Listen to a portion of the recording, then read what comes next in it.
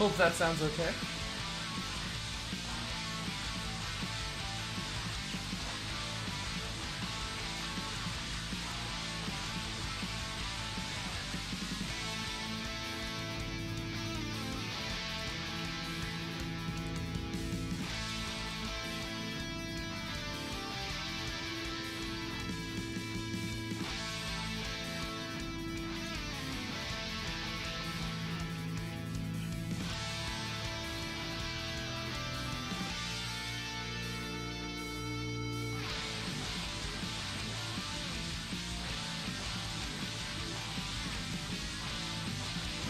I don't like that color.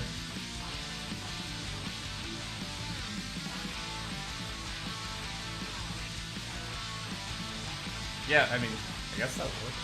Maybe something a little bit lighter. Do I have a gray?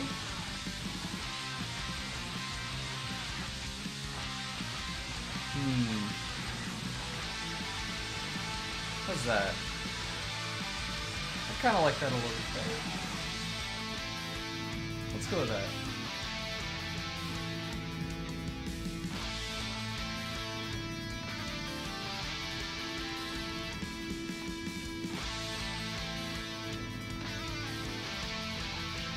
Alrighty.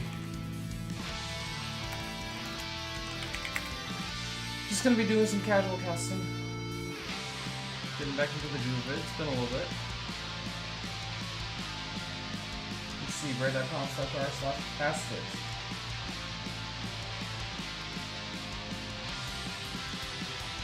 See if there's any games that haven't been casted yet. Oh man. Everything's been casted!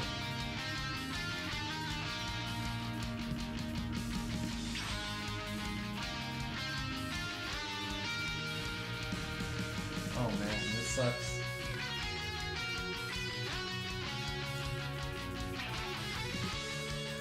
How unfortunate.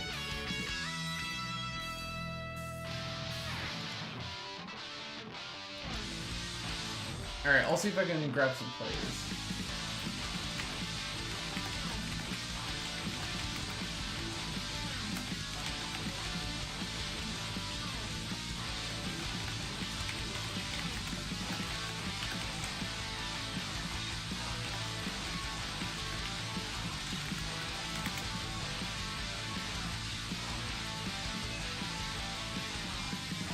Oh my god, Big Heart, day 9. You're freaking awesome, man. Oh my god. Nice daily, by the way. But anyone tuning in, just doing some practice casts. I haven't actually casted since I moved to Seattle. Well, okay, that's not true. I haven't casted for like 2 weeks because I moved, and then I went to MLG, and then I moved again. So I am finally set up once again, and I want to do some practice casting. Yeah, it's actually really funny, by the way, Sean. I remember, I think you said that you moved to the Bay Area, and I moved from the Bay Area to Seattle, I think the same week that you moved. And I was like, oh, shoot. Let's see. I might be able to get some replays. Oh. I can play versus Oh, yeah. Oh, this is going to be amazing. We're going to get SaroVati versus AiuR. Both these players went to MLG Anaheim, and both of them did really well. Brian Zal, SaroVati, from Breaking Out Season 1, the winner of it, has, like, the sickest style.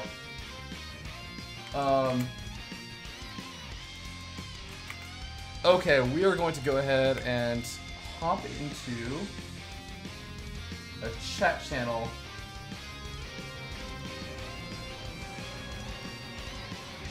We're going to go ahead and hop into a chat channel with SaroVati, who's going to be playing versus AiuR. So SaroVati, let me just say, at MLG Anaheim, made a super duper deep run, got really freaking far, as well as actually every single one of the Breaking Out players did really well, and I was like, oh, it just made me feel so good. Hey, what's up, Jingle Sassy? Alright, okay. Sorry guys, I don't want to be left out of this game, so I'm quickly trying to add SaroVati.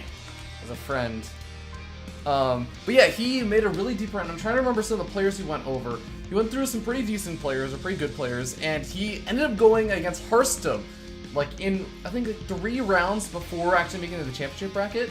Which it was a little bit unfortunate, because like none of the open bracket got broadcasted, but I was sitting there behind him and I was just watching this series versus Hearthstone. Actually, I think Base Trade TV, Rifkin, he actually did a little bit of videotaping from Hearthstone's point of view, but it was a super close series. It was like 2-1, I think. And it was the most awesome PvP ever. It was so back and forth. I think Brian, or SaroVati, felt a little bit bad toward the end because he felt like he kind of gave it away. I've noticed that most players, whenever they lose, it's always just, they always tend to focus on like what they did wrong, which I think it's a good thing for a player. You want to be focusing on what you could have improved. But oh man, it was a little bit heart-wrenching to watch it after, because in the winners bracket, so that was in the losers bracket. In the winners bracket, anyways, he went down 1-2 to Hearthstone, but in the winners bracket, he played Hyun and got 2-0'd by Hyun, but he had a really close game, and he actually was ahead for a little bit in one of those games versus Hyun. Alright, let's go ahead and update these player scores. Thanks again to the players. Alright. SaroVati 0 versus AiuR 0. AiuR also did pretty well. He actually, unfortunately, got knocked out by Reborn, which little bit of a bias on my part, because Reborn is a really awesome guy. Also, actually Brian SaroVati from team whatchamacallit, Clarity Gaming, which unfortunately is no longer around, but Reborn also from Clarity Gaming. But Reborn did manage to knock out AiuR. AiuR kind of went for a little bit more of cheesy play against Reborn, proxy 2 gates, and it didn't really work out, but he's still a really good player. He made it really far into MLG Anaheim as well, and I'm looking forward to this. It is in fact going to be a PvP, by the way, guys. AiuR is a Protoss player, SaroVati is a Protoss player, and you should know that if you watch Breaking Out Season 1, and we're going to do this. And for anyone just tuning in, this is just a chill cast, sort of a more relaxed, laid-back thing to practice casting, because it's been a little bit. And already, the map, it looks like, is going to be Habitation Station. Well, let's see how many games we can get these guys to play. I will cast as many games as they are willing to play, because honestly, I will watch SaroVati play for hours if I get the opportunity to. He has the worst internet in the world. Oh my god, it's the worst internet. But you know, I'm gonna be quiet for a second, because I want to actually get into the habit of cutting these VODs and putting them on YouTube, just so I have stuff on YouTube. So let's see if I can time this out right. Hello everyone, welcome to the cast. My name is FearDragon, and we're going to be jumping into a PvP. This is being casted in the casual cast. I don't know if that's what I'm going to call this little YouTube/Twitch series, but that's what it's going to be called for now, the casual cast series. And we're going to be jumping into a Protoss versus Protoss here on the map, Habitation Station, starting up here in the top left-hand corner, on top of the yellow Protoss player, representing, I actually don't know what team. It's been a little bit, and I haven't really seen what team AiuR's playing on. And I don't actually have the ability to talk to them and say that, yeah, I am. But anyways, it is going to be AiuR. Where does he hail from? He hails from AiuR. I don't know what the heck you're asking that question for. But up here in the top right-hand corner, we have the purple Protoss player, formerly from Team Clarity Gaming, but still very much in love with the team. As you can see, he still reps that CG tag. It is going to be the player and the winner from Breaking Out Season 1, Breaking Out's SaroVati. I'm allowed to say Breaking Out SaroVati because he's not technically on the team right now.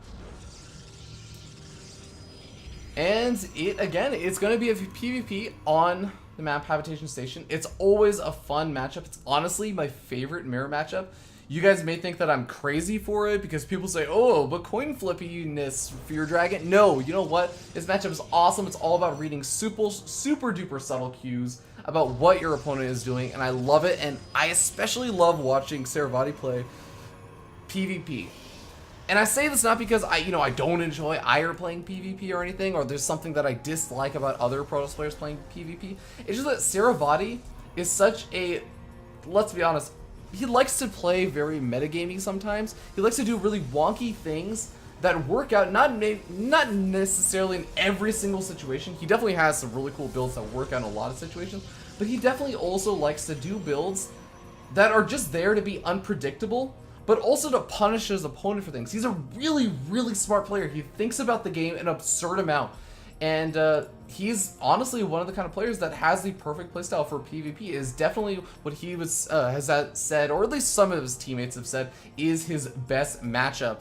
And you can already see he's kind of scouting around for some proxy gates. So this is a friendly little thing. Nothing on the line over here. They're just practicing together. But SaroVati not putting it past the AiuR to go for any kind of proxy gate shenanigans. There's always the proxy 2 gates, the proxy gate with a gas geyser to go for stalkers, but no, AiuR is going to be playing pretty standard, and it looks like we do have double gas geysers down for both these players. And look at this mirrored build Stargate openings coming out for both these players. Now, this is one thing that I love to watch, because there's always this very interesting question, and that's if you go for a Stargate. No, oh wait a second. Did SaroVati? He saw the double gas geyser. He didn't see the Stargate. His probe actually had the opportunity to, because only just now did the mothership core pop out. But here's the thing. If you both go for Stargate, do you make an Oracle first, or do you make a Phoenix first? Because if you make an Oracle and your opponent makes a Phoenix, guess what? That Phoenix is going to chase down your Oracle to the ends of the earth. Your Oracle may or may not be able to kill 1 or 2, maybe 3 probes, and you can be really, really far behind. But both these players actually going for the Stargate, and that's kind of interesting from AiuR, because, you know, AiuR, he actually did see the Stargate. Or, my bad, over there, guys. A little bit rusty on the casting, but he does manage to see the Stargate. SaroVati, I guess, maybe he did end up seeing just enough information about the gas guys and everything to say, you know what, there's a chance that he's going for Stargate, I'm going to make a Phoenix first. Or maybe he just decided to go for an or a Phoenix because he doesn't really like the Oracle opener as much. Either way, they're both going Phoenix. This is going to become a Phoenix war, and these are super fun to watch, and I'll tell you why. Because very few people know how to micro these. Just to be entirely honest. And oh, look at that. Actually, SaroVati just lost one of his Phoenix over there. Two of AiuR's Phoenix, just barely. And oh, you can see that AiuR has one very low health Phoenix, but guess what? Phoenix do extra damage to each other, and SaroVati actually target fire down that Phoenix from his opponent, but the shields on his Phoenix are very, very low in health. This Phoenix is going to have a very difficult time actually escaping from the Phoenix of AiuR, and AiuR is going to chase that down. It's going to eventually hit a point where this Phoenix is going to be trapped in the corner, and oh, SaroVati's running over the jukes. He almost manages to get it, but maybe over jukes a little bit too much. I thought that he had it for a second, but AiuR manages to catch it, and now AiuR has the Phoenix lead. Oh, SaroVati, he might end up losing another one. He does manage to keep this one alive, but takes a little bit of damage, and once again, he could very well be trapped. Does AiuR catch on to where it is? No. SaroVati manages to escape with it, but here's the big problem, folks. SaroVati's down the Phoenix count, and guess what? This is a game of numbers, and sometimes engagement angles. It's a really, really difficult to micro Phoenix versus Phoenix because it's a lot of pulling back Phoenix, kind of. What everyone sort of dances their Phoenix around and trying to, spread out the damage across your Phoenix. Because let's be honest, it's really hard and difficult to target fire with your Phoenix and also move them around and spread out the damage on your own Phoenix. So most people just kind of move them around, and that makes it very, very difficult to micro. Oh god, SaroVati gonna lose a much core. Honestly, this is, what do you do from this situation? There's 2 stalkers and a zealot over here, putting some pressure on the ground, and the Phoenix are going to be able to pick off most of SaroVati's Phoenix. I like that SaroVati kind of waited with his own Phoenix before engaging over there, but I mean, the added DPS of these 2 stalkers is also going to be a little bit painful. A fourth Phoenix coming back in, the 5th Phoenix was picked off for both these players. And SaroVati's going to be chrono boosting out, I think, as many of those Phoenix as he can, and yeah, he's going to lay down one of those true boosts. Now, one thing that he does have going for him is that, weirdly enough, there is a little bit of an advantage in terms of when the Phoenix pop out, and there is that defender's advantage that doesn't normally exist in this matchup. But look at this. So look at how awesome it would be if SaroVati actually had a photon overcharge. It is not going to be there. The Zealots now taking out a lot of these pros for SaroVati. SaroVati does have the natural expansion of, so if he can just somehow hold on a little bit longer, he's going to be able to produce those pros much, much quicker than AiuR. But AiuR is definitely taking the advantage on the ground as well as actually in the air, as now he has 2 Phoenix still left over. He can start to lift up some of these stalkers, maybe start to lift up some of those Zealots or something, and he can start to push in, and SaroVati is just in so much trouble at this point. He is going to be losing that final, his 3rd stalker, another stalker to be warping in, but at what cost? He's down to 18 workers. Even with the 2nd Nexus, he's still struggling to defend over here, and it looks like SaroVati very well may have to tap out very quickly, or very soon. just because, I mean, look at how many pros are being pulled off the line, and in addition to losing all those, he has just lost so much mining time. He's not going to be able to even keep up with the production for these 3 warp gates, and that is basically going to be it. And it looks like AiuR going to be taking game number 1 in this little practice series between these 2 players. GG, well played gets called, and AiuR taking the first game in the series. But that was a pretty fun game, and AiuR going to be, again, I don't know how many games this is going to be. These 2 players are kind of just practicing and, you know, doing whatever. But regardless, really well done by AiuR. He opted not to go for the expansion, and honestly, it really did feel like it to me that it came down to SaroVati sending that first Phoenix out immediately, AiuR waiting until he had 2 Phoenix, and then seeing that SaroVati sent his first Phoenix out, killing off that first Phoenix, and just maintaining that lead in the Phoenix count, which is so frustrating in those PvPs, but regardless, it was a pretty sick game nonetheless. I think that it was a little bit unfortunate with just how SaroVati kind of picked out what he was going to do. But we're going to see. It looks like these players are going to be giving us a game number 2. So we'll see how this one goes. I really hope that they don't stop at an even number of games, just because, I mean, it's cool. It's practice games. It's also a practice cast. I'm just kind of working on my casting for those of you who don't know or maybe tuning in or watching this on YouTube. But it's always fun to declare a winner at the end of the day. It's always a little bit more exciting to do that. But yeah, it looks like game number 2 is going to be on the map King Sejong Station. Both of these maps have been in the ladder pool. So it looks like for the most part, they're sticking with the ladder pool. And once again, going to be jumping in. Just telling AiuR now that I am in fact streaming. So if he has any super secret builds that he doesn't want to reveal, now is the time to bust them out, because we only have 5 viewers. But no worries, this is not about the viewers. Well, actually, sorry, it is about you guys, but it's also not about how many viewers. It's about the quality of viewers. And you guys are freaking awesome, so let's go ahead and jump into it. As we spawn down here in the bottom right-hand corner of the map, King Sejong Station, on top of the yellow Protoss player. Let's go ahead and give this guy in a best of, let's see, best of nothing. I like it. He's up 1-0 in this best of nothing. It is the yellow Protoss player, AiuR. And his opponent spawning up here in the top left-hand corner of the map, spawning as the purple Protoss player. It is going to be SaroVati. Both these players, Grandmaster level players. And hey, shout out to Red SC2 in the chat. Nice to have you, man.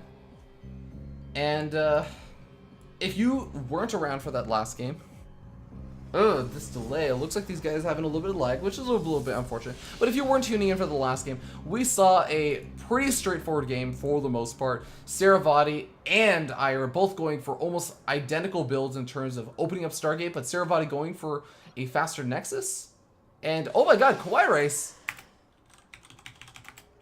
Kawaii Race is in the chat.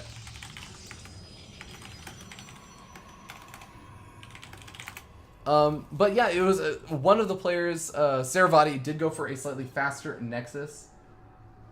And unfortunately, it just didn't really work out because he sent his first Phoenix across the map, lost it because AiuR had 2 Phoenix by the time SaroVati's Phoenix got to the other side of the map. And SaroVati just lost the Phoenix and just kept losing, you know, losing just slightly more Phoenix. And when AiuR went for a small little push out across the map, he was kind of able to just take the game right then and there. So good play by AiuR, but just did not really work out too well for SaroVati. It almost felt like a little bit more of a build order loss, or decision-making loss due to the build order, sending out that first Phoenix. But regardless, we do actually see 2 guys in each gas geyser for AiuR over here, and kind of delaying that cybernetic score just a little bit longer, get out that extra pylon, get out those gas geysers and everything. And at the same time, SaroVati doing a very similar thing. Now, this is actually a very interesting map, just talking about PvP, because there are a lot of different things I see on this map. I've seen DT plays and everything of the sort, just because, I mean, if you go for a natural expansion or something, oftentimes this kind of wall off, or this ramp, can be hard to do any kind of crazy wall offs, or, well, actually, generally you don't want to really do wall offs. So I'm actually going to redact what I just said. You know what? This map, I've seen Dark Templar plays on this map. I don't know why necessarily they tend to occur, but I've also seen a lot of Blink Stalker plays just because there's a nice little area of you can blink up into the natural expansion due to some nice harassment. You can blink up from this area. You can also blink up from this side over here, or heck, if you really want to, you can even blink up from this side, and your opponent oftentimes just will not notice it. And it can cause a lot of trouble. But there's also something to be said about Phoenix play, just because, I mean, the air distance across the map is actually relatively short from natural expansion and natural expansion. But we do end up seeing Twilight Council coming down from both these players. It looks like AiuR's Twilight Council just slightly more delayed. Not sure if that's going to factor in just yet. But AiuR does have a very, very sneaky probe out here on the map. And could this actually be a proxy Dark Shrine? We'll have to wait and see as, you know, SaroVati trying to be a little bit sneaky with his own probe, sending it over to that Zelnanga Watchtower over in the corner of the map. The Mothership Core for AiuR actually sending itself all the way across the map, maybe to look for a Nexus. I think that would actually make the most sense, and maybe look for any kind of early expansions or anything of the sort. But we'll have to see what he does when he sees that there is no Nexus. He's adding on a couple of gateways. I think this would actually be really, really awesome if there was a Nexus, because you could just put on some really sick one-base aggression. But now we end up seeing a pylon going down for SaroVati. There's no pylon down for AiuR just yet, but he is sending that Mothership Core in around the natural expansion. He doesn't want to go straight through because that makes it very, very difficult to run away with your Mothership Core against those Stalkers. But SaroVati is actually going to be a little bit out of position to deal with that Mothership Core. Now we end up seeing the Stalkers trying to engage from both of these players, and it looks like SaroVati getting the worst end of the engagement just slightly, as that one Stalker that ends up going down does get one extra shot up. And oh my god, actually these Stalkers are very, very evenly matched, and I can't tell who's attacking further, who's attacking first. It looks like, oh, SaroVati, and oh my god, both of the Stalkers die. You hardly ever see that happen. That is actually amazingly awesome. So these two players, I mean, trading completely even, but look at this, we do have 2 more units lost. It looks like both of them being probes from SaroVati. Was SaroVati sending those in during that Stalker fight? I'm not entirely sure, but what does he manage to see? It looks like he does manage to see a little bit. He sees the gas guys and whatnot, but does he actually see the Twilight Council? No, did not see the Twilight Council. Does obviously not see the robotics facility. And look at this, 3 Stalkers trying to poke in over there for AiuR, but he does not have that high ground vision, and SaroVati is able to get the nice little edge in that engagement. But a couple more Stalkers being warped in. SaroVati is up to 3 gateways, same as AiuR. Where is Blink right now? It looks like Blink has finished up for SaroVati, but he does not have the 6 Stalkers that AiuR does. He's warping in those extra Stalkers right now. He does have this slight little timing, about 25 seconds, where he can actually chase down AiuR Stalkers. He has Blink, his opponent does not. He does manage to get his nice little Stalker. He's actually backing up, maybe afraid of that next reinforcement round coming in, but he actually did have a little bit more time. Needs to be careful though with that, without knowing when exactly those Stalkers are going to be able to warp in. He does not want to take an extra little risk, and he also doesn't know when his opponent's Blink is going to be finishing up. And you could probably pretty much tell just based on the fact that my opponent's making a lot of Stalkers. Is he going for Blink? It's more likely than not. But now we end up seeing SaroVati starting to push out once again after getting this Observer out. He sees, hey, you know what? I feel like I can take that on, and you can see over here that they actually do have almost even Stalker counts. AiuR doesn't have 1 extra Stalker, but that Stalker's also pretty low in health, and both these players have finished up their Blink, but here's the difference. Right now, AiuR actually has his Nexus going up, and he's taking out this proxy bound from SaroVati. SaroVati's decided to make very, very cheekily. Sentry gonna add in a little bit extra DPS. Both these players do have their Observers out, so no kinds of proxy DT shenanigans. Well, I should say proxy pylons with DTs is likely to happen for the meanwhile, just because, you know, it's kind of hard to make DTs work after the Observers are already out. It can definitely work when you get to like 3 bases, and that's when your opponents start getting a little bit more spread out. But on a map like this, where you can kind of just defend this side and this side from any kind of crazy shenanigans, you're pretty much okay against DTs. SaroVati poking around on the map. What is he going to try and accomplish? He hasn't really warped in any additional Stalkers, but he did actually see that there was a Sentry warped in for AiuR. Actually, a second Sentry warped in. Oh, a nice pickoff over there, but does have to be careful. AiuR has Blink of his own, and he doesn't actually manage to pick off any of SaroVati's Stalkers. So a nice little win over there for SaroVati. They're now even on Stalkers, but the Observer... Oh, the Observer is going to be able to sneak away, just barely, taking a little bit of damage. You definitely want to keep those Observers alive, because when it gets to the later stages of the game where you end up seeing a lot of those, even Immortals, or I should say most normally, Colossus being produced, you definitely don't want to take time away from the robotics facility production. to make those observers once again. You want to use all of that to produce those big power units like Immortals that do so well against Stalkers, and Colossus that just do well in the late game in general. And ooh, SaroVati might go for a blink up into the main base, see what he is going to be able to see. That's something very, very important in PvP. You want to be able to see where your opponent's tech is at. And, of course, picking up a couple of probes, not too bad for its worth as well. But, oh, he's going to end up losing one of those Stalkers. Second Stalker may end up falling very, very soon. But he's picking up a lot of these probes over here. And I honestly think that this has actually been worth it. He's picked up how many probes? I want to say he's picked up at least 5 or 6 right there. And at the end of the day, I mean, yeah, he lost 4 Stalkers, but right now, I don't think that AiuR can really safely push out and just end the game. SaroVati does have to be a little bit careful. He's actually preparing to maybe move in once again with these 4 Stalkers. I mean, going down that many Stalkers may be a little bit problematic, but, you know, now actually I'm looking at it. SaroVati actually doesn't have that big of an army at home. He's warping a couple of Zealots because, you know, Zealots do have pretty good DPS and they have a lot more health than a Stalker. And he's getting out a 4th Immortal, which is awesome against Stalkers, but I mean, we can see over here that AiuR has a couple of Immortals of his own. He has the Guardian Shield capabilities from these sentries, as well as even potential to force field away some of those Immortals. And this could actually do some good damage. He's going to have to control this very, very well. I'll have to say that. But, oh, look at this. Actually, why is there a proxy pylon in the middle of the main base for SaroVati? He warps in a couple of these Zealots and is able to try and do a little harassment. At the same time, he moves up the ramp. He throws down the chopper. He traps in all of these Immortals. The Immortals not going to be able to be microed back, but the Immortals still doing a substantial amount of damage. It doesn't matter if the Immortals are trapped in with the Stalkers. The Stalkers are also very, very vulnerable to these Immortals. The Immortals not backing down at all. And the Time Warp is going to be wearing out very, very soon. AiuR going to try and go back in, but it looks like Photon Overcharge does get put in over there. This Zealots actually do manage to clear out that main base from all those probes. The probes actually sitting over here at the front line, maybe a little bit concerned about all these Stalkers from AiuR. AiuR has actually done a good job of keeping those Immortals alive for his own. And you have to remember that AiuR has actually managed to lose a lot of these workers. What in the world? He's lost so many workers, and these Stalkers also in the main base, pushing it. He's down to 20 workers. If SaroVati can hold over here, he can take this game. He is not going to have any trouble if he can just manage to make this whole thing. He's doing a great job of it. He's focus firing down the Immortals of AiuR. AiuR does not have anything but Stalkers left over, and these Immortals are eating them up for breakfast. He manages to hold, and now back at home, AiuR is still dealing with these Stalkers. GG gets called. SaroVati even taking game number 2, tying up the series 1-1.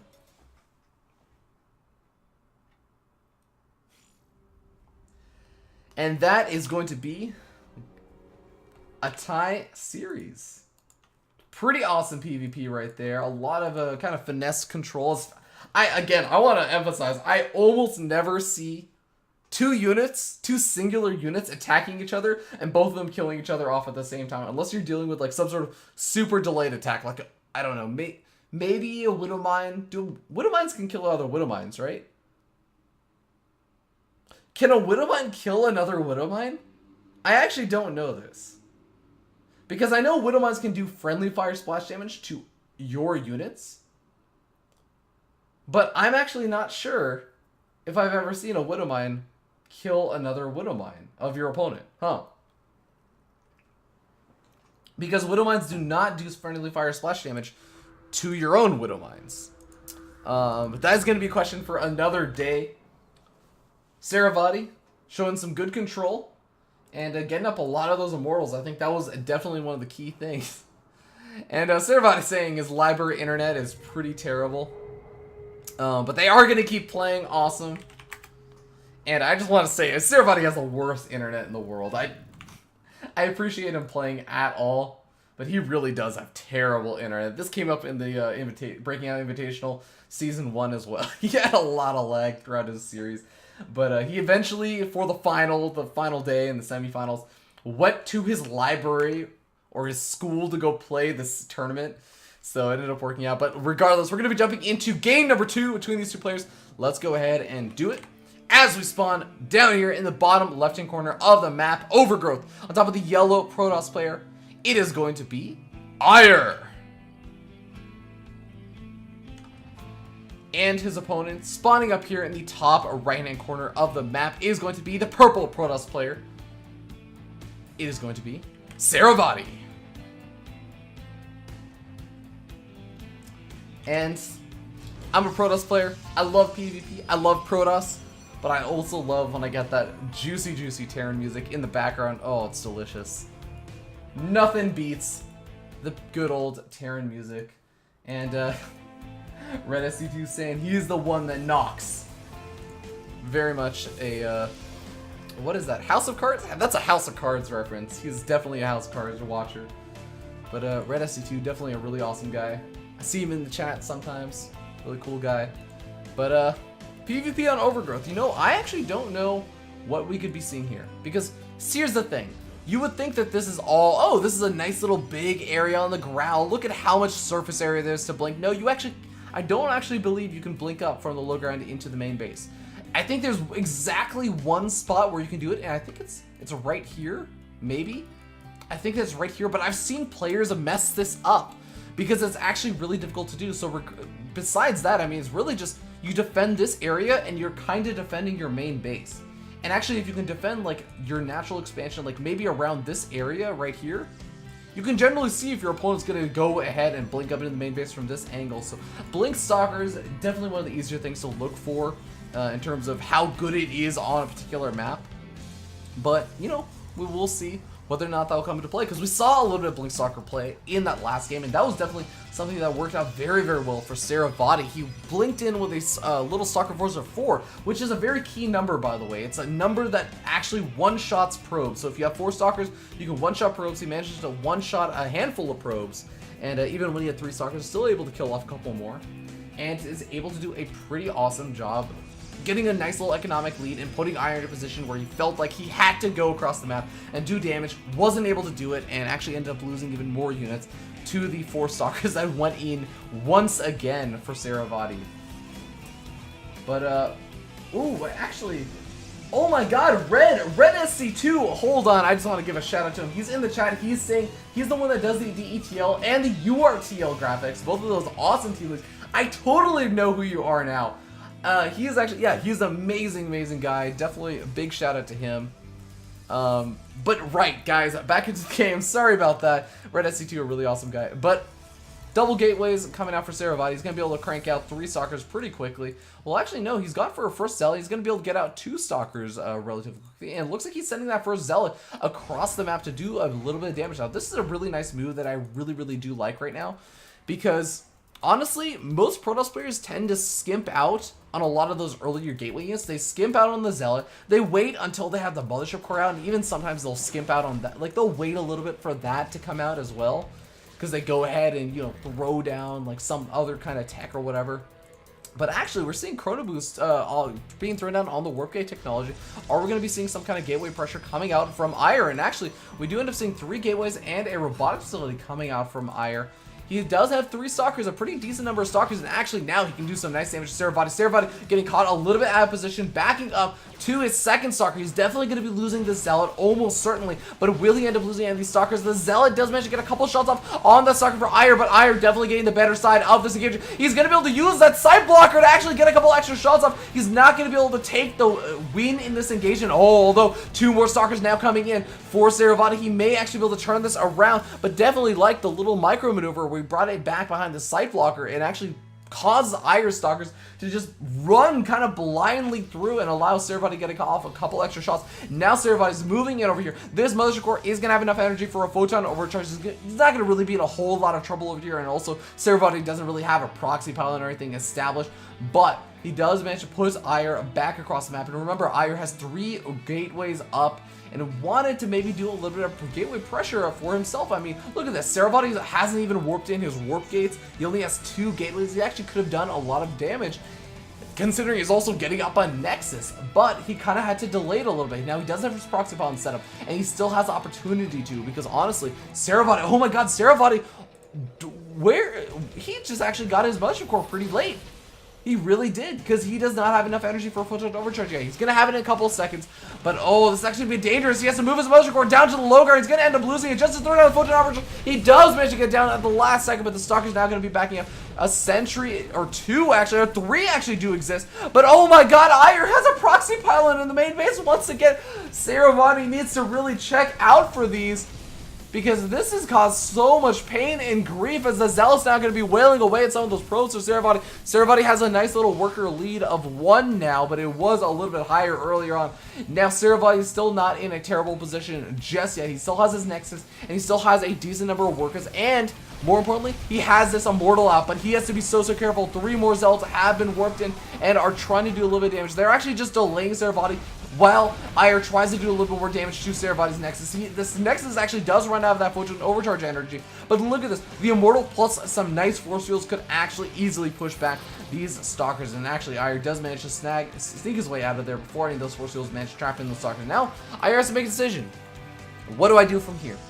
Do I go for the Nexus, or do I just try and tech up, or do I go for a big Gateway all in and try and make more units? And honestly, I don't think the Gateway choice is actually the best choice right now, especially since there are these power units, the Immortals, as well as even some Sentries out. So, I mean, Stalker's not going to do too well against the Immortals, and Zell's not going to do too well against the Sentries, so not the best choice over there.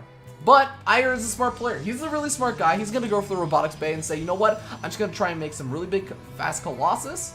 And if I can get out 2 or 3 Colossus, I can make a big timing push around that time that I get those, and try and just do an absurd amount of damage. Now, whether or not he decides to also go for a Nexus, that is still something we have to wait and see. Because you can maybe go for a Nexus and try and do some big damage, and if you can just sort of even up the count or maybe tail off your opponent's Nexus while also securing a Nexus of your own, then hey, you know what? You can actually get into a nice little position over there. But it's looking to me by the fact that he's adding on another Gateway that he just wants to go for it. This is going to be a 1-base play from AiuR, I believe. And SaroVati's done a really nice job of picking off a couple of these units, which are going to weaken this eventual push out from AiuR. Now, the Immortals from SaroVati also going to be very useful against AiuR. And oh, I like the decision to get a Warp Prism. Now, the thing is, SaroVati, he's seen that there is no natural expansion. And that is a huge tell in and of itself. He knows basically at this point, you know what, if you haven't got a natural expansion by this point, and you've seen how long I've had my natural expansion and the fact that I have more workers than you are most definitely going to try and just end this game very soon. So you know what? Get a Warp Prism, try and do some nice damage. Now here's a bit of a questionable decision. He is loading up his Immortals.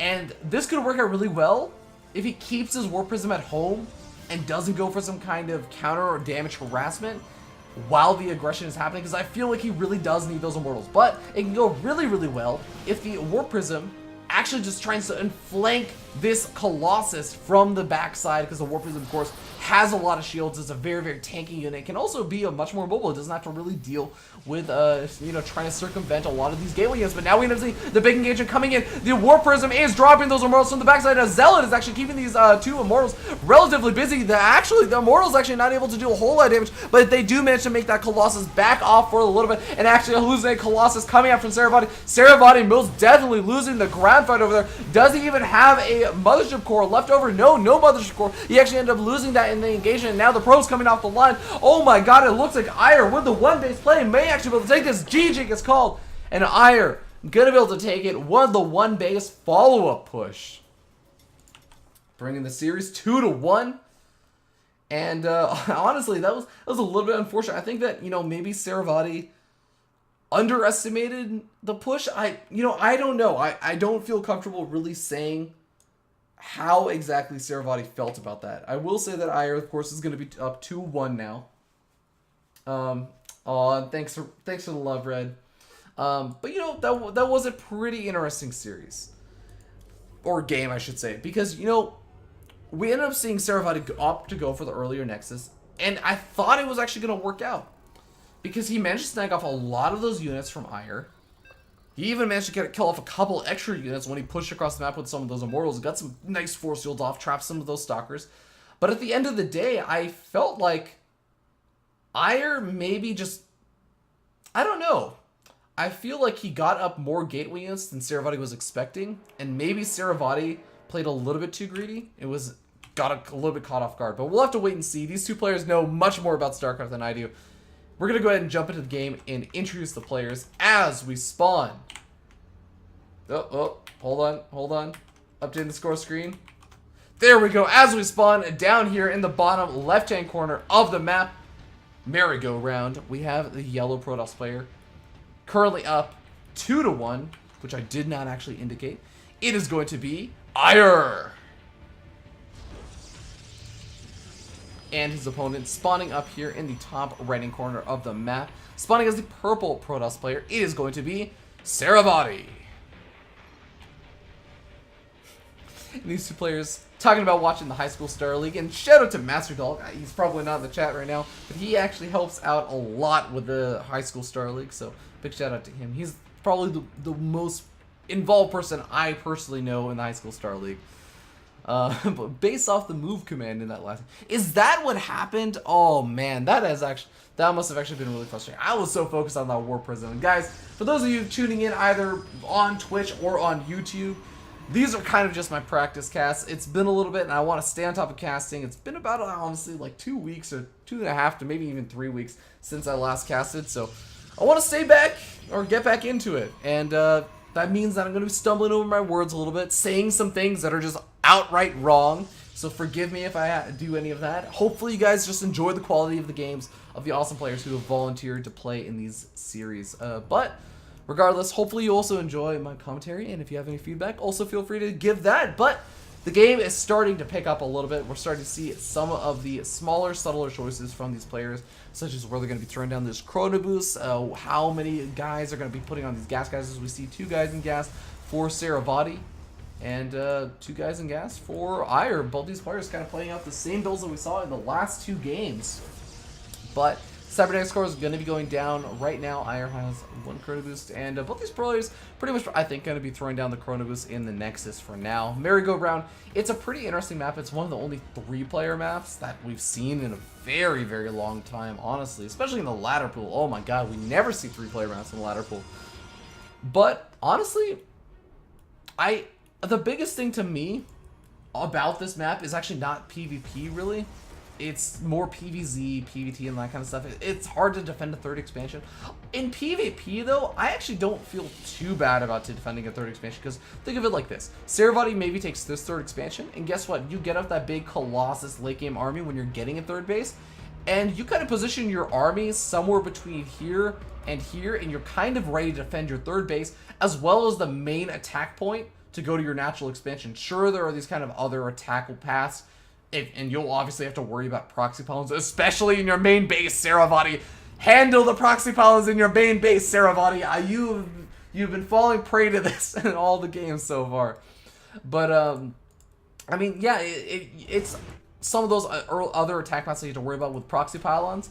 But for the most part, you can actually defend your 3rd base much more easily than you can in, say, some of those other matchups. Whereas I think AiuR, he maybe want to take this one, I want to say, or this one. I'm still uncertain, because if you take this one, you have to worry about your opponent's army coming through over here and over here. But, you know, hold that thought. There are some things more relevant than 3rd bases going on the map right now. We have a Dark Shrine coming out from SaroVati, and this is a bit of a difference from any of the previous series, because we honestly haven't seen a Dark Shrine. And here's the thing. Right now we have Blink coming out of AiuR. Now these 2 things are actually going to be finishing up relatively far apart, because Blink is going to be finishing up about 70 seconds away from the Dark Shrine, and that is going to be a huge concern over here for AiuR if he does not get that robotic space, and he is getting up that robotic facility. So good on AiuR. He may be able to actually get out the Observer in time to deal with the Dark Shrine, because the Dark Shrine is going to be finishing up in about 30 or so seconds. Robotic facility going to be finishing up in about 30 or so seconds, and it's going to take an extra 25-ish seconds to get out that Observer, with a chrono boost, of course. So AiuR's gonna have to be a little bit careful, may have to force the ramp or something, but you know what? I think he's gonna be a-okay against this. Now SaroVati's not gonna be at all in an all-in, oh god, I'm dead, I went for the Dark Shrine and it didn't work out position. Because he can expand, he can make Archons and such, and he's likely only gonna make, oh my god, SaroVati. I was gonna say he's likely only gonna make 1 DT, but now he has a proxy pylon in the main base. I think that may actually change things, but AiuR does manage to scout it out. He now may actually see the DTs. He sees the little glimmer of them. The Observer's now coming out, but how much damage are these DTs are gonna actually be able to do over here? They're now moving into the actual Nexus and the mineral line. They're managed to kill off 1 or 2 of those probes, but honestly, the Observer's out at this point. And these DTs, they can't get out. They're not gonna be escaped from this. I like that SaroVati's kind of splitting up these Stalkers, or these DTs, and allowing 2 of the DTs to escape. He picks off the pylon, depowers both the Twilight Council and the Robotic Facility. That's kind of nice, but I'm kind of worried for SaroVati at this point, because now he knows his opponent has 6 Stalkers. That's kind of a scary amount considering SaroVati has an army of 2 DTs and just warped in a couple of those Stalkers that he's going to be able to maybe... Where are those Stalkers? Where in the world is... Okay, they are at home, and he's trying to take this Nexus. I think that this Nexus is going to be very, very important for SaroVati to get up. He's going to want to try and buy time with these DTs. I mean, he's depowered his opponent's robot facility. So until there's a second DT out, there's no way that AiuR is actually going to move out. Because if he moves out, he's either not going to have an observer with his army, or he's not going to have an observer at home. And ooh, SaroVati testing the waters with those Stalkers, seeing, hey, do you guys still have your observer over here? And yeah, the answer is the observer's still over here, and he's going to end up losing that DT, unfortunately. But, you know, he does manage to get a little bit of nice scouting information, seeing, hey, you know what? I see that you're building a 4th gateway. You still have not taken a Nexus. This is likely going to be a really, really big gateway pressure play from here. And how exactly this is going to work out? I mean, 4 gateways. No Blink, though. We have a lot of Stalkers. I feel like Blink maybe at some point could have been a good decision to go for. But AiuR is still going to have a lot of Stalkers to do a lot of damage with. I still feel like, you know what, at this point, SaroVati has enough Stalkers of his own to actually deal with this, especially with the Nexus finishing up. He has a lot of energy for a Photon Overcharge. I don't think this is going to work for AiuR. He's going to have to transition out. And he does see that there are a large number of Stalkers over here. AiuR still has he has a good number of Stalkers, and Blink is finished up for SaroVati. He's doing a pretty good job so far. Photon Overcharge comes down a little bit later into the engagement. Now SaroVati Stalkers are no longer really going to be able to benefit too much from that Blink play, just because none of these Stalkers really have shields. Only 2 of them do end up having any shields, but it looks like AiuR going to back out for now. And my mistake, guys. I'm a little bit rusty on casting. AiuR does have Blink. I'm a total derp. I'm in total derp mode right now.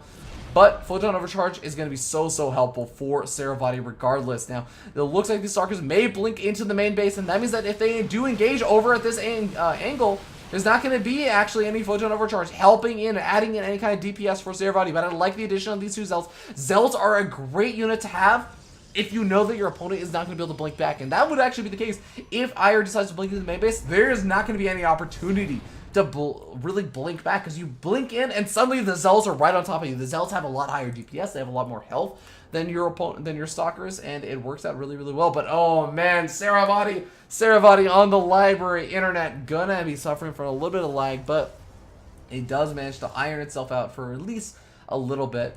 AiuR warping in a couple of Zealots of his own, still does not transition out at all, and is not making any kind of Immortals or anything, and honestly actually isn't making any extra Observers in.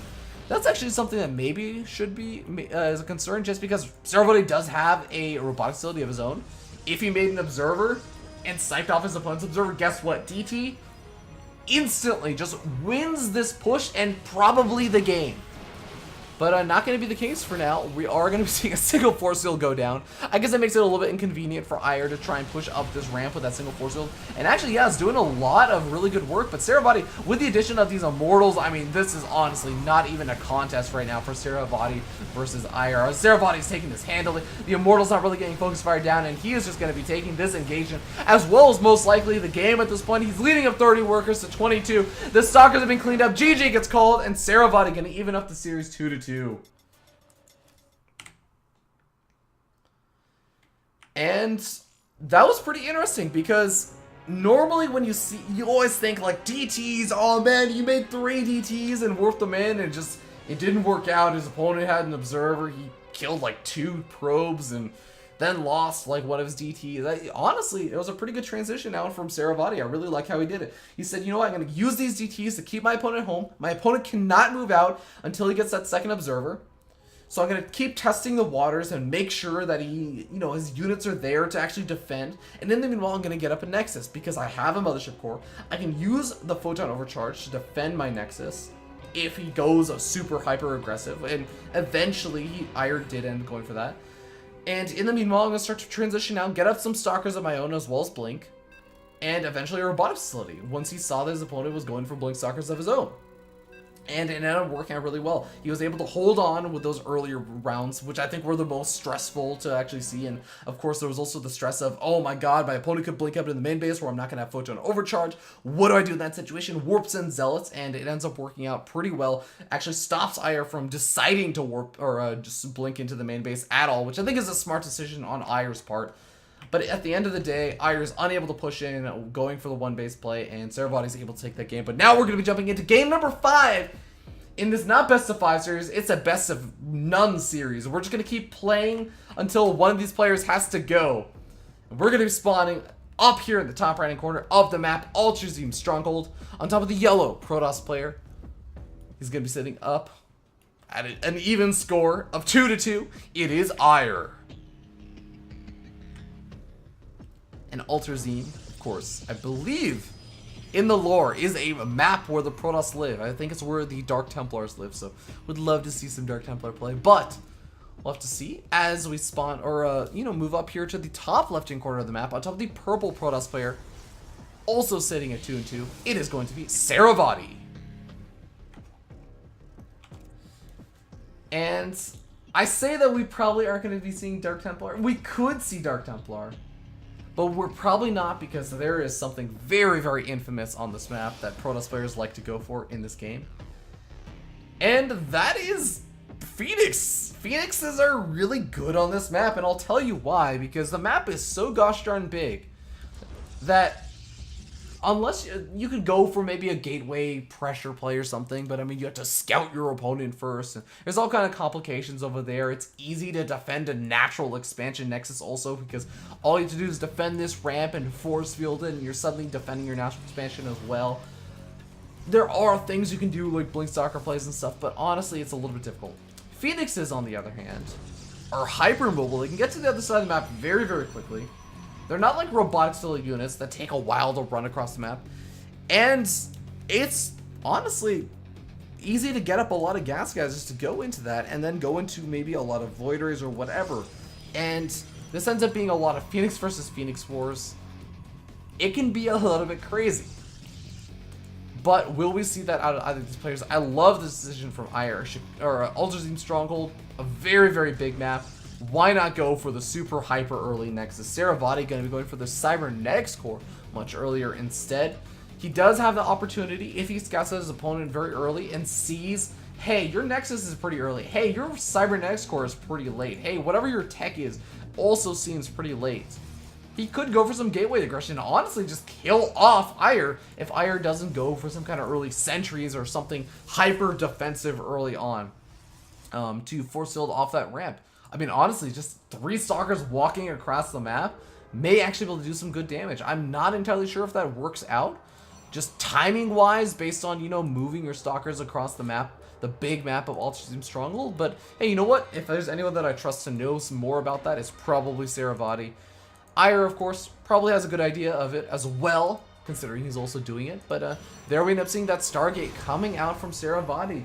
SaroVati, of course, he has his natural expansion going up. It's going to be much, much later, which means that he's not going to necessarily have as many probes as now the Nexus is finished up for AiuR. You can already see he's sitting up 24 to 21 workers and is going to be chrono boosting out double workers. He has extra chrono boost to chrono boost out those workers. And, of course, he's finally getting up that warp gate technology. He has a single zealot out, no actual stalker or sentry out. That is an interesting decision, I guess. He's going to be going for that mushroom core, which kind of makes sense. The mushroom core, obviously good to get some energy up for that photon overcharge, but honestly, has he really seen a whole lot? Okay, yeah, he's seen the Nexus. And seeing that Nexus does kind of say, you know what, my opponent's probably not going for any kind of early aggression. And yeah, he even sees the Stargate. He knows there's no early gateway aggression really coming out. But the first Phoenix is going to be popping out pretty soon. A Twilight Council's actually been dropped down for AiuR, which is kind of an interesting decision. Twilight Councils you generally think of as the natural decision to go for when you're up against a Stargate play. And also, big shout out to Gillyweed in the chat. Nice to have you. Gillyweed is awesome. Go follow her channel and follow her on YouTube. But as I was saying, Twilight Council is a really, really awesome and natural decision to go for against a Stargate play. Because, Blink Stalkers are pretty awesome against these Phoenix. I mean, they can deal with the mobility of these Phoenix darting around. They also do pretty well against Phoenix damage-wise. But at the same time, you have to wonder, I mean, is this really the best choice? Because when you have a lot of these Blink Stalkers, yeah, it's good for a little bit, and you can maybe transition out to like Templar Archives or Dark Shrine, and of course if your opponent doesn't get an Oracle, of course a Roboticility up, you can do some damage to the Dark Templars, or the Archons can't get lifted up by a lot of those Phoenix. But honestly, on a really big map, again, like Alterzim's Stronghold, it is a little bit concerning, because as soon as you move across the map, this is the reason why Phoenixes are so scary on this map. You move across the map, you get around here, your opponent gets this, gets the small little whiff that you're moving at, boom.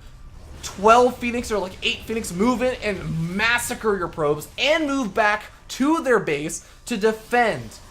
And you have to win there. At that point, you're all in. You don't have the workers to really transition out. You have to do devastating amounts of damage. And that can be a very frustrating feeling. So that is something that AiuR is going to have to somehow look at and overcome. Even with Blink Stalkers, it's awesome if you can deal with them when your Stalkers are at home. What do you do when your Stalkers are not at home and you try and be aggressive finally? Or do you just let your opponent build up to whatever the heck they want and take expansions and everything? I mean, you have to also remember that the more bases you take, the more vulnerable you are going to be to these couple Phoenix. And look at this. These 3 Phoenix already managing to snag a couple of kills. You take a look at the workers kill. 10 workers already killed. SaroVati took the later Nexus, but still is up a good 6 workers. And thanks for stopping by, Gillyweed. It was awesome to have you. But, I still think that, AiuR has a good chance of doing some good in this game, because honestly at the end of the day, Phoenixes, they do end up wasting their energy by lifting up constantly, and that does mean that there is a chance that maybe SaroVati overlifts up his units, and he's actually only stopping at 3 Phoenix, which is going to be annoying. That's actually a really good amount to maybe dart in and occasionally pick off a couple of workers, just eke out these little advantages. I mean, you can see he's already up 10 workers, or about 11 workers killed. And that's going to be really good, because now you can see he can come back in. But he's not going to have to rely on these Phoenix for that big overcommittal. But at the same time, I mean, AiuR may be able to hit a timing right now. Maybe he can move in with a lot of these Stalkers, and SaroVati won't have necessarily as many gateway units to actually deal with this. I mean, look at this. He has 2 Immortals, a Zealot, a Sentry, and a Stalker, or 2 Sentries. Now going up to a couple more Zealots now after seeing how many Stalkers there are. And AiuR just morphing in more and more of these Stalkers. These do have Blink. So, I mean, the Sentry's not going to be too useful besides the Guardian Shield, maybe. But now we end up seeing one of those Immortals may very well get Focus Fire down. But no, it looks at the Blink going right on top of those Immortals over here from SaroVati. SaroVati has lost the majority of his DPS. His third Immortal is going to get Focus Fire down. And now we end up seeing AiuR having the devastatingly larger army. It looks like Photon Overcharge is going to help out quite a bit. The Zealot's also doing some nice damage over here. But look at this. AiuR controlling those Blink Stalkers absolutely flawlessly, not losing any more of those units after a couple of those Immortals have gone down. And now all he has to do is maybe wait a little bit for one more or 2 more reinforcement rounds, because guess what, he still has a decent number of these gateways, up to 5 or 6 gateways. And guess what, now he moves back in. He could even try and pick out this Roboticility. If there's no more Immortals actually coming out, then he is absolutely screwed, to be entirely frank. Now there is a Stargate over here, so it looks like SaroVati is going to try and get out some of these Void Rays. I think that's a great decision. Void Rays do some good damage to those armored Stalkers, but is it going to be enough? SaroVati is struggling to get out as many units as possible, but he is on a lower gate, Warp Gate town. He's trying to get up a couple more Warp Gates of his own, but I mean, beyond that, every single time he trades, he's probably trading unfavorably. And guess what? He just used his second Photon Overcharge. He's not going to have any more for quite a bit of time. 40 in-game seconds, that is an eternity. And I believe that this Photon Overcharge is probably going to be wearing out in another, I want to say 10 to 15 seconds. I may be a little bit wrong on that, but it's going to be wearing out pretty soon. And that is going to be the timing that AiuR is going to just move in and go for the kill. And look at this. The Photon Overcharge is down. Photon Cannons being added on. I think it's also a smart decision. But now we can see AiuR is pushing in. He can take out the Cybernetics Core if SaroVati doesn't actually engage this. He takes out one Warp Gate that's going to get into the production facility. And that is going to... The Cybernetics Core means that there's only Zealots going to be warped in from this point on. And there are the Void Rays coming out, but is it actually going to be enough? It looks like an Assimilator may very well go down. AiuR just saying, hey, if you're not going to engage me, I'm going to make it even more difficult for you to actually come back into this game. A couple of these Zealots sitting behind the Stalkers of SaroVati, not exactly the most ideal engagement angle. It looks like these Void Rays doing some nice damage with a blink up on top of these Void Rays. They are able to focus fire them down, taking them out one at a time. A lot of the Stalkers for AiuR have actually been falling though, and the Zealots for SaroVati have actually done a really good job. That's what happens when you blink on top of Zealots. You have to be so careful about it. And oh my god, is SaroVati actually managing to make this work? He's getting up Storm. This is actually a very interesting decision. What? No, sorry, AiuR is getting up Storm. This is so interesting. I mean, I guess it makes sense. He can get up the Storm and Storm right on top of these Zealots, because guess what? You know what he sniped? He sniped the Cybernetics Core. The Cybernetics Core has finally been reproduced over here. But that means that SaroVati has a lot of Zealots now. And guess what? Zealots don't do too well in the Storm. They actually take quite a bit of damage, and they clump up quite heavily. And it can work out really well. And heck, you can even feedback that pesky little annoying Phoenix over there. And it can work out pretty well. Also, of course, storming on top of the Voidary is a very, very nice little thing to be able to do. But honestly, at the end of the day, I feel like SaroVati's in a pretty gosh darn good position. At the end of it, all things considered, he managed to hold on. He has a 51 probes. He has +1 weapons. He still has some tech. And oh my god, how the heck did we get into this situation where SaroVati managed to hold that? I have no idea. Photon overcharge, some really nice control, and honestly, these guys right here, the basic infantry unit for the Protoss army ends up being, I think, the big saving grace for SaroVati. The Voiders added in a nice little bit of DPS, but guess what? Those Zealots wrecked those Stalkers when they blinked up top of those Voiders. But I mean, if you don't blink on top of those Voiders, then SaroVati kind of micros them back and does a lot of damage with, of course, that prismatic alignment that does extra damage to armored units. And he ends up doing pretty gosh darn well in the engagement anyways. You know what? At the end of the day, I'm really liking a lot of the decisions that SaroVati made in not engaging that army for such a long time. Yeah, he lost the Cybernetics Core, but guess what? He was working Zealots anyways. It worked out pretty well.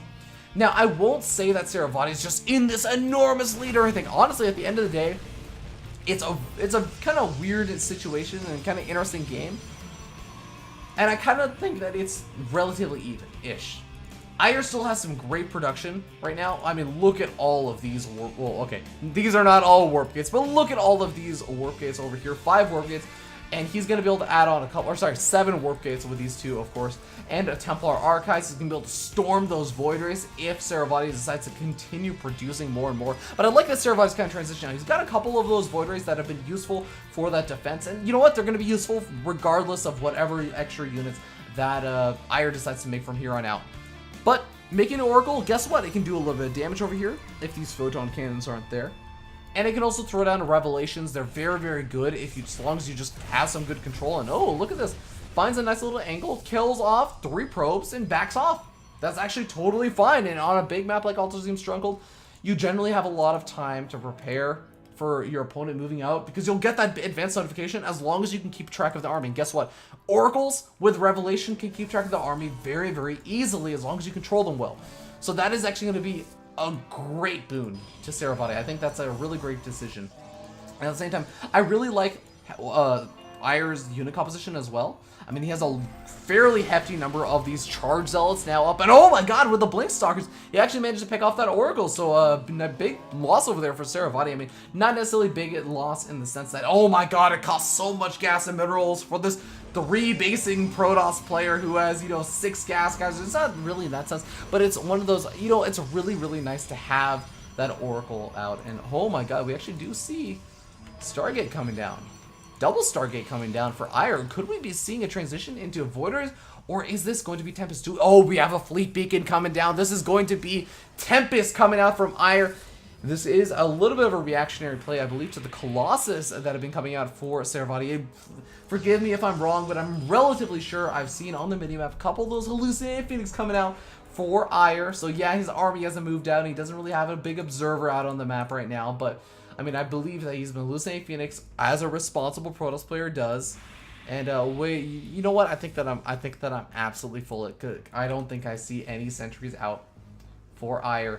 So this is why it's a practice cast, guys. We do actually have 1 observer out right now, but it's sitting with the army. I guess that AiuR may be just preparing preemptively for the Colossus. But those Tempests are actually not out yet. They're being chrono-boosted out right now. And the Colossus are over here at the 3rd expansion. And SaroVati is going to be able to do a lot of damage. The Archon's sitting along the top side, though. And it looks like that all these Zealots over here along the bottom side may be able to get on top of these Void Rays, or sorry, these Void Rays, these Colossus, these everything. But at the same time, the big storm's going down on top of the Void Rays. They're doing a lot of damage over here. The Immortals now trying to focus fire down. Those Archons not exactly doing a whole lot of extra damage over here. And with some reinforcing Zealots coming in for SaroVati, SaroVati not only takes out the 3rd expansion, but he's going to take out all those probes. GG gets called. SaroVati gonna be unevening up the series and bringing it 3-2. Really sick play, and I actually didn't update the score screen from the last game. But, you know what, I'll update it. SaroVati taking 2 extra games. That game was so awesome, they took 2 games right there. No, SaroVati even up the series last game, 2-2, but now it is 3-2. SaroVati leading with some pretty sick play in that last game. But, you know, I want to talk about that game, because I'm not the smartest player. I'm not the smartest caster either. I will openly admit that. But that was a really cool game, because that initial hold from SaroVati was really impressive to me. I did not expect him to actually hold that. I was really, really convinced that AiuR just had too many stalkers. I didn't think that SaroVati had the units. And after Photon Overcharge wore out, which it eventually did, and AiuR wasn't like just some, you know, dumb Protoss, not some, you know, like Bronze League. Well, I mean, not that all Bronze... I've seen some pretty smart Bronze Leaguers. Maybe need to work on their mechanics, but there are some pretty smart Bronze Leaguers out there. But he wasn't some, you know, kind of dumb Protoss player that just, like, went headfirst into the Photon Overcharge, right? And just lost his stalkers, right? It was actually a pretty smart and calculated way, like, that he played, and pretty patient. He was like, okay, as the Photon Overcharge is there, I'm gonna pick off what I can. Picks off the Robot Facility, picks off a Warp Gate, picks off a Pylon, picks off the Cybernetics Core, and stops Stalker production. And a lot of things just seem pretty smart about what AiuR was doing, but at the end of the day, SaroVati was able to get up a lot of Zealots and get up the Void Rays. And I think it was that combination, the fact that he had Zealots and Void Rays. It wasn't just, if you have just Zealots, then yeah, you have the Stalkers just don't blink on top of all the Zealots and don't die. Like, whatever, no big deal, awesome, I'm now in Grandmaster League, whatever. But it wasn't just that. It was also the Void Rays, because now the Void Rays, you need to blink under those, because otherwise the Void Rays start to micro themselves back and, you know, move back in and start to do that additional damage, and they're doing a lot of damage. And if the Stalkers continue to chase those Void Rays, well then suddenly you're on top of the Zealots anyways. It's basically the equivalent of blinking. So you have to kind of deal with those Zealots, and the Zealots act like this big damage buffer. So it was really, really interesting how that ended up playing out. But I think that these two players are done for the night. I'm just going to really quickly... I have trouble talking to multiple people at once. So I'm going to go ahead and say thank you so much, SaroVati, for the games. But I actually want to see if he's willing to hop onto a Skype call. Are you willing to hop onto a Skype call to talk about them for a little bit? I know you're at a library, but screw the librarian.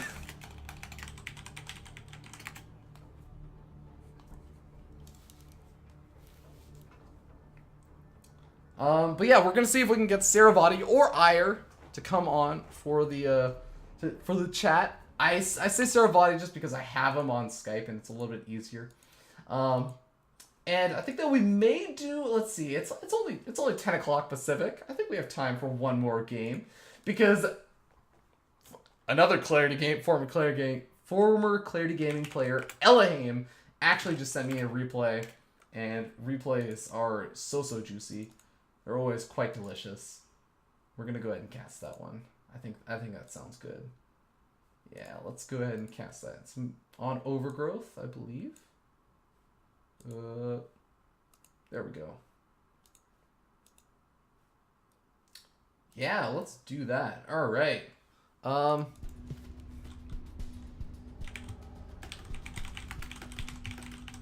Oh, sweet. Okay, we're gonna get Brian. We're gonna get SaroVati on the call to talk about that series. I'm gonna go ahead and let's see. Can I pull up just the replay so I can remember what the maps were, and we can go by the maps. Let's see. All right, and we have SaroVati on the call. How are you doing today, Brian? I'm doing all right. I got home like an hour ago, probably. I left the house, so like I am freaking tired. Oh man, dude. Oh, those are some awesome games, I have to say, and I really appreciate you coming on the call. And you actually sound really tired. You sound exhausted. I'm just gonna put that out there. But can we really quickly? I just want to get your thoughts about those games. So I mean, we can just go through the games one by one, if that's okay with you. Okay. I don't I don't know if I'll remember them all. Yeah, don't worry. I'll try and refresh your memory based on my memory, which also may be lacking. So I'm going to just look at the replay. So the first game was on Habitation Station. I believe that was the game where it was like you both open up Stargate. You guys are actually completely mirrored, but you sent out your first Phoenix and ended up losing it. So yeah, tell us about that game. So that game was just a standard me not scouting well enough with my probe. So what happened, I think, I'm not entirely sure, but I believe his probe scouted my Stargate. It did, yes. But I don't believe that my probe scouted his, or if it did, And I it just did not, no. So because of that, he knew that I had to go Oracle or Phoenix, and therefore he could just keep his or his Phoenix at home. And then whenever my Phoenix flew over, like he would kill it. So that was really well done by him. But that's actually quite common. So usually it's not actually that bad, because if the moment you see the Phoenix, if you pull yours back, then you're fine usually. Because they can't just start kiting each other endlessly. But unfortunately, I was lagging a lot near the start of the series actually. Yeah. So like I couldn't pull my Phoenix back, and from there it kind of snowballed. Like I know for sure my second Phoenix, when it flew in, I was like, okay, I'm gonna pick off that one Phoenix that's weak and get out. Yeah, I saw you targeting it. Yeah, so I picked it off, and then as I was trying to get out, my Phoenix just wouldn't listen to me because of delay. So it just like sat there for 2 seconds, and then his Phoenix caught up, and then it died. But that kind of like sealed me from catching up on Phoenix. And then I tried to just take a faster Nexus because he did have a slight Phoenix edge on me. Yeah. And obviously he went for a 1-base all-in, so that killed me because I lost my mothership core without photon overcharging. So yeah, that was a little bit painful. Game 1 was definitely my first game of the day. You could tell there's a lot of things I did wrong, but he played well. So. Well, it's all good because you evened it up in game number 2 on the map King's the Jong Station, and if I recall, that was the Blink Stalker game where I think you guys both ended up going for Blink Stalkers. And you did some sick like 4 Stalker, or sorry.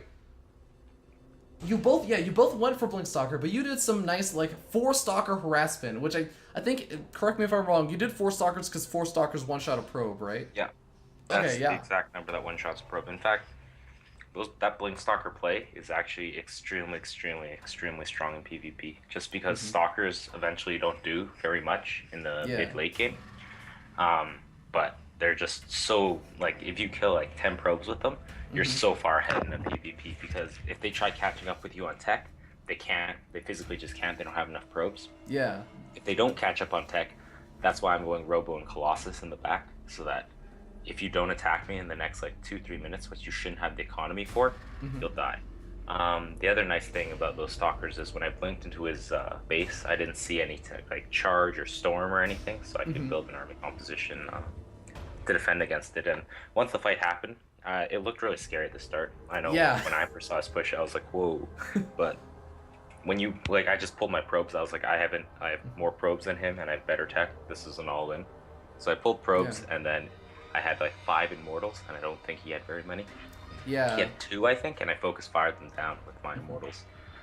So like he had like, I don't know, like 20 Blink Stalkers, 20-ish. I honestly don't know, but like I literally had like 5 Immortals and like 4 Zealots. But if you fight Immortals in a straight up fight with Blink Stalkers, it doesn't matter how great your micro is. Like Stalkers just die. So that's why I used mine to harass. And like as you saw, at the end, I didn't bring those 4 Blink Stalkers that were still at his base back to defend, because in the defense, they can't do very much. Instead, when they were in his base, it actually forced a Warpin, killed a Warpin, and then kept killing probes. So that's kind of my thought process behind leaving those Stalkers there.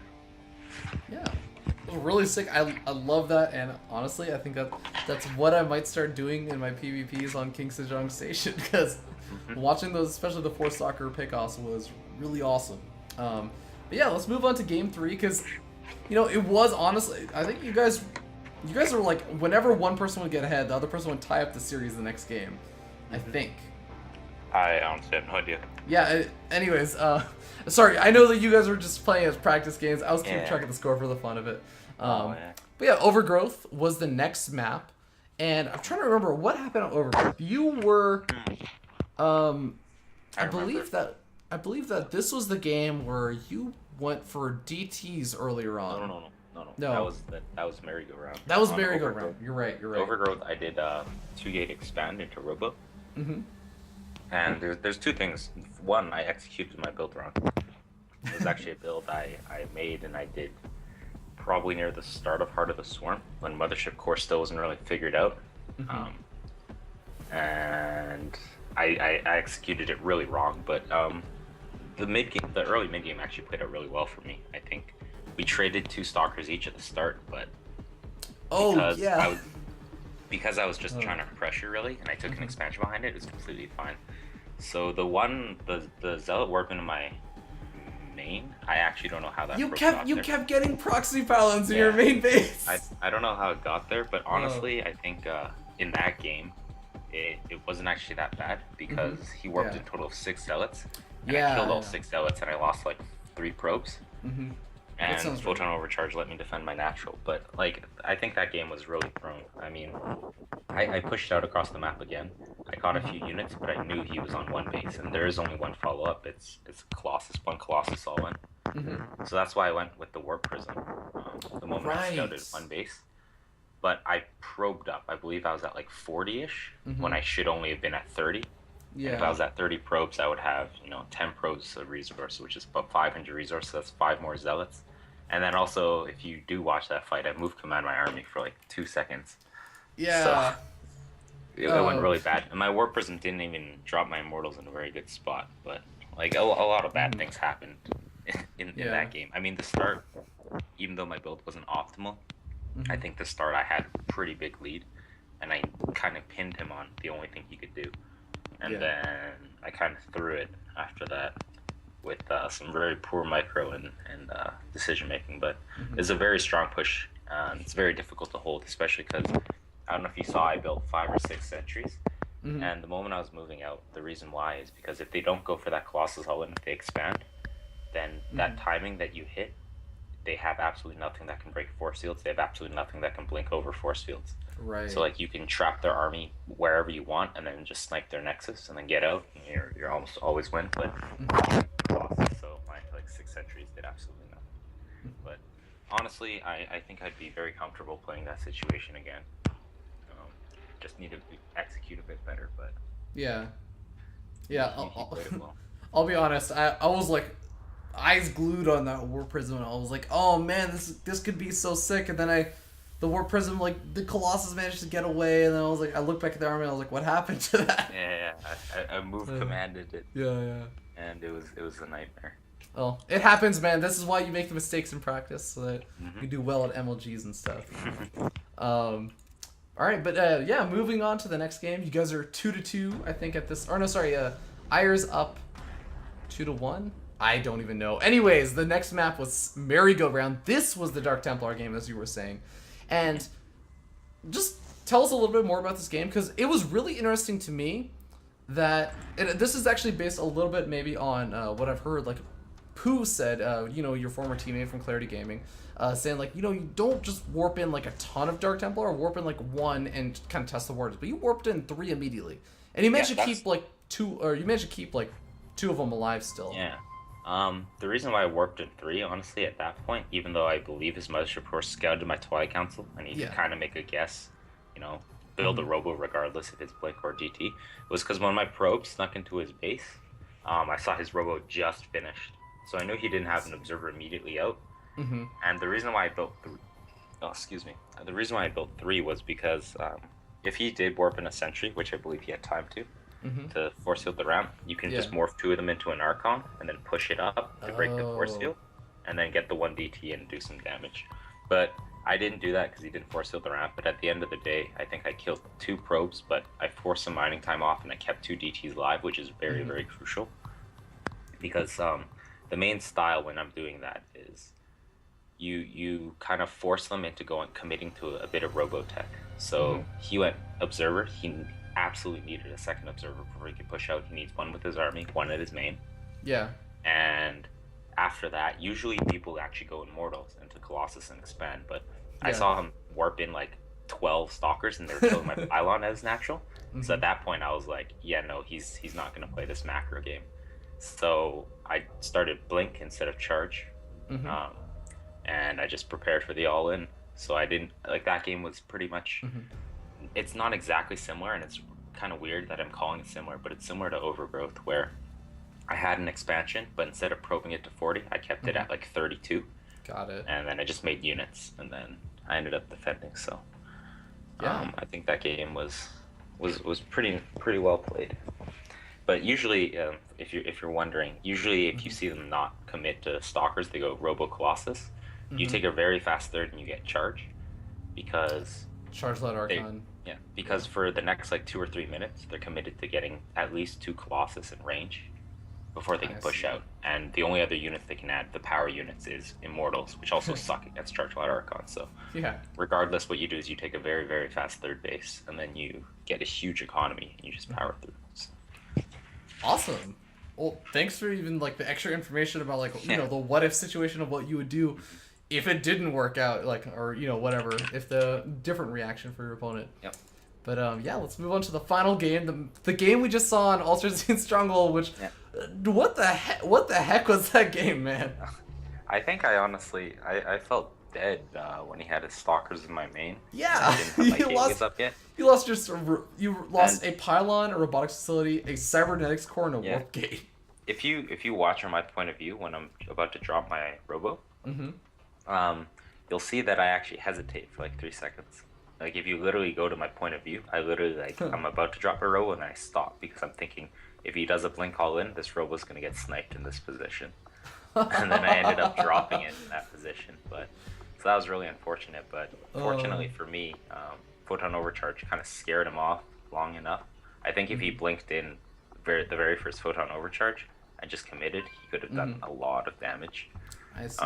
But he stayed off, and because of that, I just dropped another like 4 gates. I had like 6 gates, I believe, when that push kind of ended, and I started +1. Mainly because after my robo died, I was like, I can't spend my money. Might as well get +1 because I don't have infrastructure. And then surprisingly, that like third Photon Overcharge in, that's when he kind of like committed with his blink, and he blinked in, and that was right before, or that was right after my +1 finished. So my +1 finished, he blinked in, and then my armor just did work. Because, +1 zealots. So the play he did there, I still feel he could have won. So if you're ever in that spot as a Protoss player, what you want to do is you want to kite, blink, stalker, micro all the zealots, and then when they're all dead, you can make that forward blink. So what happened in our match was I had 3 zealots alive, and I just warped in 4 zealots, and then he blinked on top of me. And once he blinked on top of me, the main reason why it's bad is because like when I have zealots, it's because if you don't like just like A move and have your stalkers target things, then you'll overkill. So what he did, he tried focusing my void rays. So he had like 20 stalkers shooting a void ray. So like it overkilled, right? And he lost a bunch of damage. And then he did that 3 times. So he lost a lot of damage just to kill those 3 void rays. And all the time my zealots were killing him. If you don't have zealots, you can just blink up and you can A move, and not only will your units shoot whatever, but they'll also not be shooting like obviously zealots, which take a while to die and do a lot of damage. So that's one of the things. That's usually why you build zealots against blink stalkers. It's because if they're not dead and they blink directly on you, they're forced to focus fire your immortals or void rays, and that wastes a lot of damage from them. So. Man, this is why I always love talking to you, Brian, because I always end up thinking about things I never thought about before. That is actually really cool. But yeah, awesome. That was a really sick game. Maybe I will go back and look at that replay and see that unfortunate pause of like, oh, do I drop the robo here? I could put it somewhere. No, whatever. It'll be fine. And it turned out it was poor. At least my Stargate wasn't exposed either, so I could make void rays. Void rays definitely helped out, man. But all right, well, thank you so much for all the games. That was actually super awesome to watch, and I actually also want to give a shout out to AiuR, because of course AiuR, not the one that's actually gets to be on the Skype call, just because I have you on Skype and I don't have AiuR. He's a very good player. I think he's 16 only, so he did very well at MLG as well. I think if he starts diversifying his play a bit and learns some solid, 2 base, 3 base, like kind of timing pushes. I think he'll be a very scary player to play in the future. Definitely. But yeah, he's definitely a very good NA player.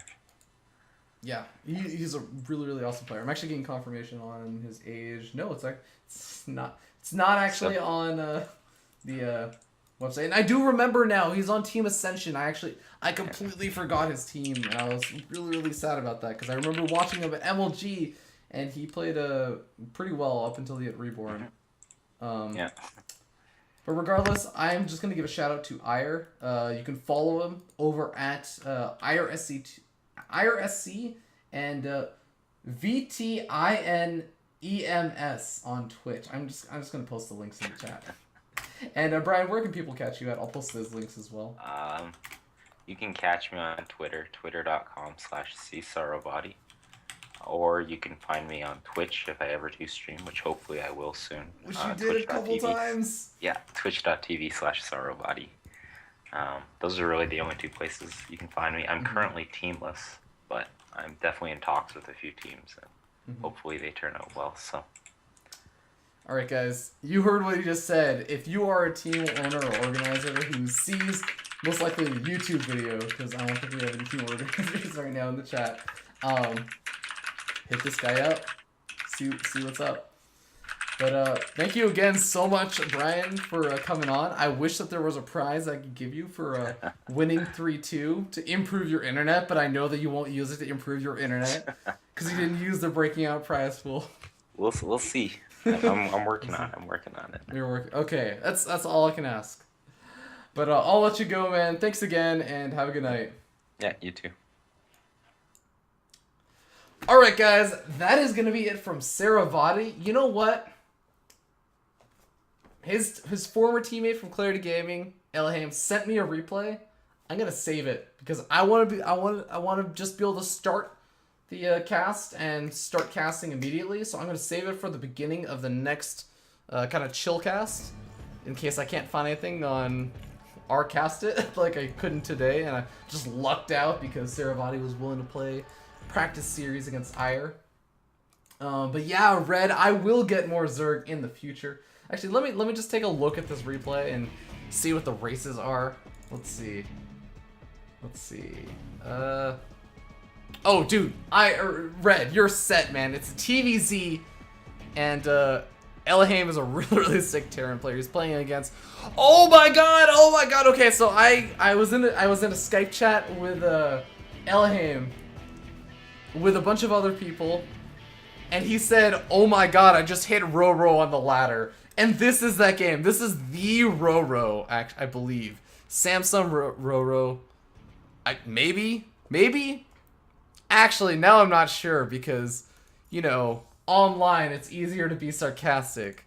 And I'm not sure if he was being sarcastic. Oh man, this is...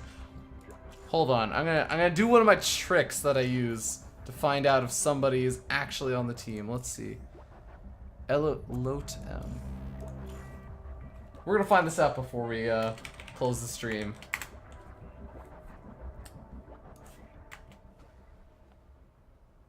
Oh, I don't think this is Roro. I don't think.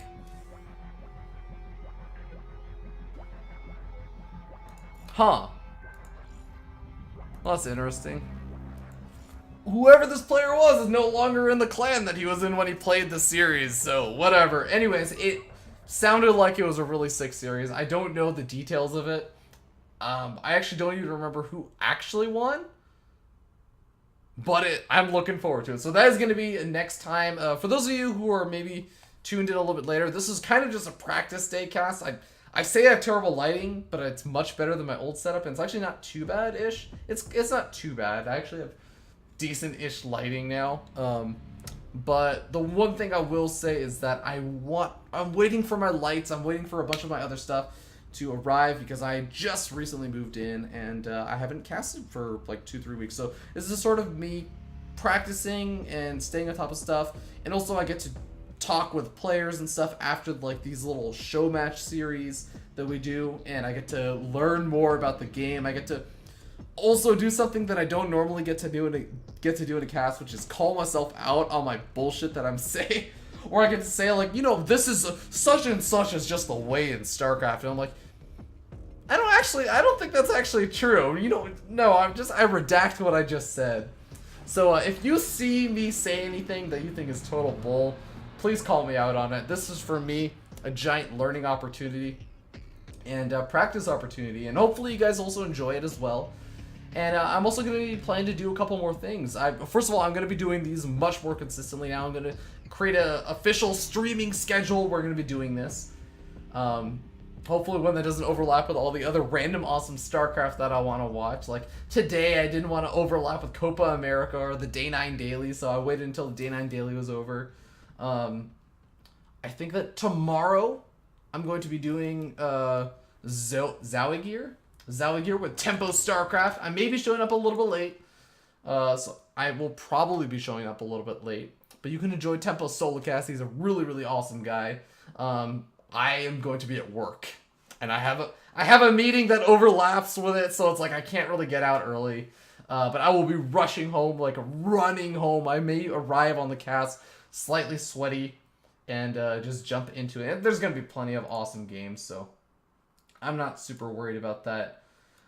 But yeah, so there's gonna be that, and I'm actually gonna start going live with the stream. If I'm ever casting on another like stream or whatever, and I'm not the one streaming, I'm gonna start going live on my stream with just the volume completely muted, just saying, here's the stream that I'm casting on. Go tune in. I will just keep it live as long as I'm casting. So hopefully you guys will appreciate that, and so you can follow me on Twitch and find me on other channels that I end up casting, because I noticed that I'm going to be doing that a lot, especially once I start casting the I'm pretty sure I can announce it. Yeah, I'm going to be casting the StarCraft 2 Approved Team League, which is going to be really awesome. The North American version of it. And it's going to be some other really awesome casters, especially ones that I've casted with in the past, such as Boisterous SC2. Some that I have maybe casted like once in the past, like Colst from Team IVD. So I'm looking forward to that. But yeah, beyond that, I think that's pretty much it. The days that I'm thinking about streaming are Thursday, Monday, Thursday, Saturday. I'll put it like that. Monday, Thursday, Saturday. Those dates may change once Breaking Out actually starts, because there is Breaking Out Season 3 being planned. I don't know the details on it yet, but I have a lot of changes that I'm working out, and right now I'm planning the qualifiers and all that kind of good stuff. So be on the lookout for that if you're interested in that, or if you know anybody interested in that. And thank you all so much for tuning in. Seriously, I love you guys. It's freaking, I am so happy that I can turn on a stream with very little information and just have like even like 2 people showing up is really, really awesome, and it's honestly really heart touching. So thank you guys so much for tuning in, and that's gonna be it. Have a wonderful night, guys. I hope to see you more in the future, and hopefully we can make this a more regular thing. Especially if you're a player, let me know if you just want to like play in the next like quote unquote show matches or practice matches. You guys can honestly do, if you find like somebody that you just want to play games with, I don't care what league you're in at all. You could be in Bronze League, Silver League, Diamond League, Platinum League, Gold League, Grandmaster. You could be unranked. I'll be happy to cast you guys. I just prefer that you do find somebody that you're relatively even in level with. But alrighty, guys, I'm gonna stop saying thank you so much for tuning in, because you guys know it by this point. Have a wonderful night, and I will see you tomorrow. Tomorrow at AiuR, yeah, and then hopefully on Saturday. Take care, guys.